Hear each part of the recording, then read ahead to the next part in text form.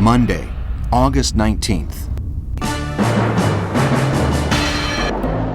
According to the German press, the British have lost 732 planes and 170,000 tons in shipping in recent weeks.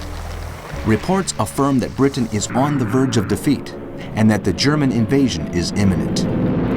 Due to poor weather, Luftwaffe operations over Britain are significantly reduced.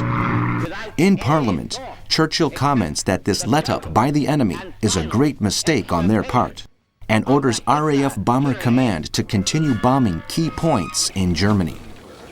He says he has hopes that the raids will make the Germans see reason and realize they must overthrow Hitler. The Prime Minister also complains of the shortcomings of his shelter in Downing Street, which he says is merely a basement incapable of withstanding German bombs. At the same time, the pilots of the RAF take advantage of the break given by the Germans to regroup and repair damaged aircraft. In the United States, the Air Force sees the incorporation of the first model of the B-25 Mitchell bomber. In the Mediterranean, Italian planes bombed the British base on Gibraltar, while in Africa, their soldiers occupied Berbera, the capital of British Somaliland. In Tokyo, the Japanese government criticizes the defense treaty signed between Canada and the United States, arguing that it shows the Americans are getting more involved in the war, a serious concern for Japan. In the Sea War, U-101, commanded by Fritz Fraunheim, sinks the British merchant ship Ampleforth, and Hans Rudolf Rossing's U-48 wrecks the Belgian Vie de Gand.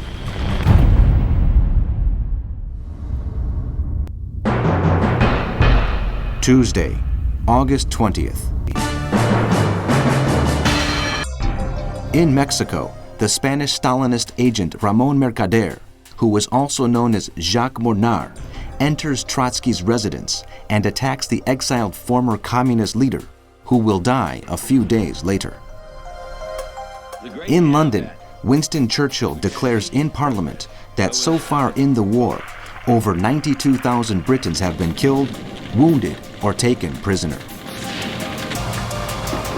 We must resolutely and methodically prepare ourselves for the campaigns of 1941 and 1942, he says. It is our intention to maintain and enforce a strict blockade, not only of Germany, but of Italy, France, and all the other countries that have fallen into the German power. Famously, Churchill pays homage to the pilots of the Royal Air Force, saying that never in the field of human conflict was so much owed by so many to so few. Meanwhile, the air war continues. German aircraft attack Wales and Scotland, while the British bombers strike targets in the Ruhr area, the naval base of Kiel, and the refinery at Hanover. In France, the oil deposits at Amba in the Gironde estuary near Bordeaux are attacked. The battleship Tirpitz of the Kriegsmarine is launched with a crew of 2,600 men. The sea war continues to exact a high price. U-51 disappears under the depth charges of a British ship, while U-46, commanded by Engelbert Endres, sinks the Greek merchant ship Leonidas Valmas.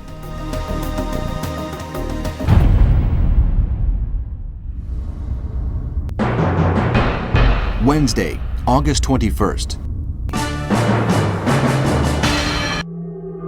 Hitler considers the possibility of reaching an agreement with the government of Dublin to establish Luftwaffe bases in Ireland from which to launch attacks against Britain.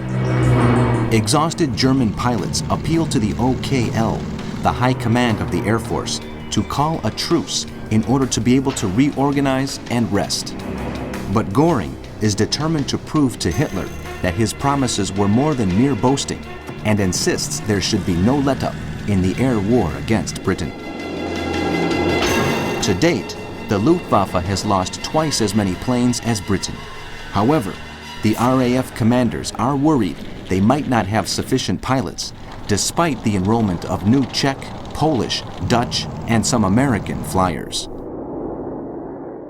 In London, the Foreign Office officially acknowledges an agreement of joint ownership signed in April 1939, giving the United States a 50-year lease on the Canton and Enderbury Islands, located between Hawaii and Fiji in the South Pacific.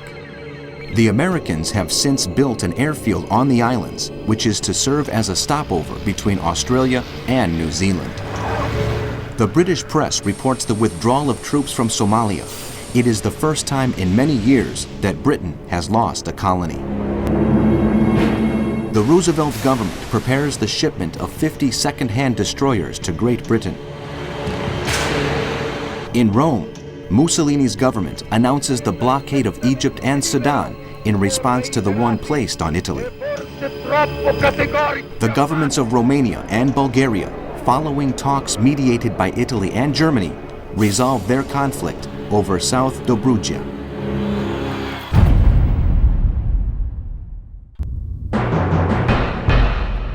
Thursday, August 22nd.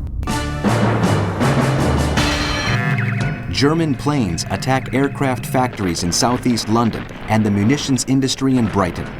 For their part, the British bombed the refineries of Magdeburg on the banks of the River Elbe and the industrial areas of Hanover in Germany, along with the airfields of Caen and Abbeville in France. The Germans placed long-range artillery guns along the coasts of northern Europe to be used against freight ships sailing for Britain. The American government orders the return of the U.S. consul in Vichy, France. At the same time, a delegation is sent to Britain, headed by Admiral Gormley, General Strong, and General Emmons, to coordinate the military aid being sent and to hold the first meeting between the country's high commands. Churchill warns the American envoys that the Nazis have ambitions to reach the Black Sea. President Roosevelt oversees the approval of a law enabling the mobilization of the National Guard, made up of 400,000 men and thousands of reservists. In Tokyo, the Japanese government expresses its concerns regarding the Anglo-American agreement on the lease of the Canton and Enderbury Islands in the Pacific. In France, the Vice President of the Council of Vichy, Paul Baudouin, declares that the British blockade is inhumane. In India, the Executive Committee of the Indian National Congress, INC, headed by Maulana Azad, rejects British proposals of increased autonomy as they do not concede the complete independence of India. Gandhi has been present at some of the debates.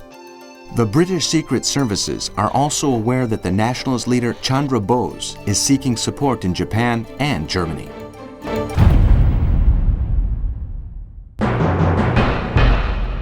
Friday, August 23rd. In the wake of Aldertag, Eagle Day, the Luftwaffe carries out its fourth massive bombing raid against Britain. Aircraft factories, fuel deposits, and airfields are the main targets. The Germans continue their established bombing tactic of sending consecutive waves of bombers closely protected by fighter planes. Nevertheless, the heavy fighting up to date has revealed the weaknesses of the Stuka Ju-87 in contrast to the highly effective British Spitfires and the Hurricanes. Marshal Göring has no other option than to remove the underperforming Stutkas, regardless of the overwhelming superiority of the Luftwaffe. German losses are double those of the RAF. The British have the advantage of fighting on home ground, as it were, which means they can land to refuel and take off to renew the fight, an advantage underestimated by the Germans.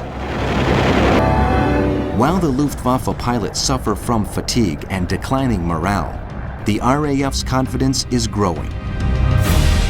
British bombers strike German positions and airfields along the French coast between Calais and Boulogne.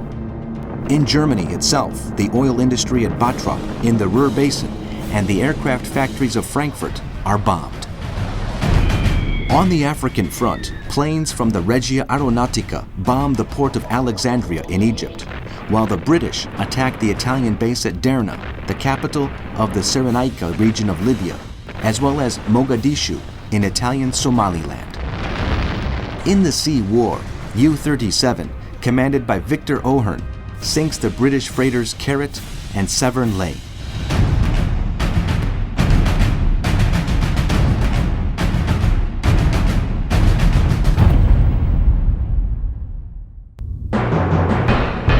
Saturday, August 24th. German planes bomb residential areas, supposedly by mistake, and destroy the Church of St. Giles in the heart of London's West End. In a separate attack, RAF Hornchurch Spitfire Base, to the northeast of the capital, is bombed. RAF installations in the Weald in southeast England are also hit, causing great damage to the main airfields. Meanwhile, the Wehrmacht shell the English coast with long-range artillery fire from batteries in northern Europe. RAF Bomber Command aircraft try to locate these artillery batteries on their raids over the Belgian and French coasts. Churchill rejects the claim that the London bombing was an accident and orders attacks against Berlin. Meanwhile, King George VI visits the troops commanded by General de Gaulle, deployed in southern England. In Germany, the battleship Bismarck is brought into service by the Kriegsmarine under the command of Captain Ernst Lindemann. In Berlin, the inventor of television, Paul Nipkow, dies. Hitler orders a state funeral. After long rounds of meetings, the governments of Hungary and Romania fail to reach a settlement over Transylvania. In the Battle of the Atlantic, U-37, commanded by Victor O'Hearn, sinks the British cargo ship Bookwood and HMS Penzance. U-48, captained by Hans Rudolf Rosing, sinks La Brea, and Eric Topp's U-57 destroys the Cumberland, Havildar, and St. Dunstan.